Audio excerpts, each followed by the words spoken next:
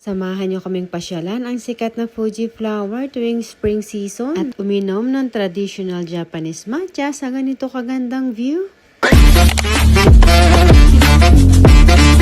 Bago nga kami umalis ay nagpaalam ang aking butsyongchong sa kanyang mga lolo. Agad na rin kaming dumiretso dito sa Conan. 30 minutes away nga lang to mula sa aming bahay. Isa sa mga favorite season ko nga dito sa Japan ay ang spring season. Talaga namang kay raming naggagandahang bulaklak na namumukadkad. Tulad nga nitong Fuji flower kung tawagin sa Japan. Ang ganda nga rin ng weather nung mga oras na yan. Hindi mainit at hindi rin ganun kalamig. Iniwanan na nga ako nila Chichi at ni Butsyongchong para daw makapag-picture at makapag-video ako ng maayos. Dahil wala namang kahilig-hilig itong mag-ama sa pag-video, ay iniiwanan na lang nila ako para hindi daw ako maistorbo.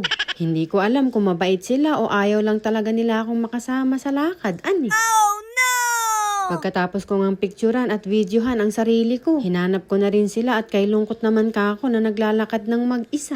May mga stall din sila dito ng iba't ibang klaseng mga pagkain. At hindi rin mawawala dyan ang favorite ng mga kids. Ang mga stall ng mga palaruan na pwede silang maglaro at manalo ng iba't ibang klaseng mga papremyo. May nakita nga kaming lugar kung saan kayo pwedeng uminom ng traditional Japanese matcha. Habang hinihintay nga namin ang aming order, ayan nga at nakipagkulitan muna ako sa aking butsyongchong. Tignan nyo naman at sabay punas pa.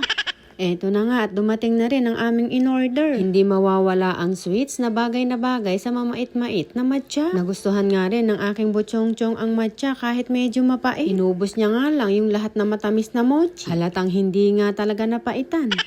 Pagkatapos nga namin dyan ay inikot pa namin ang ibang part ng lugar. Meron nga rin sila dito ng kulay puti ng Fuji flower. Sobrang bango nga nito na parang sampagita ang amoy niya. Kung kayo ang papipiliin, alin ang mas bet ninyo? Itong kulay puti o yung purple?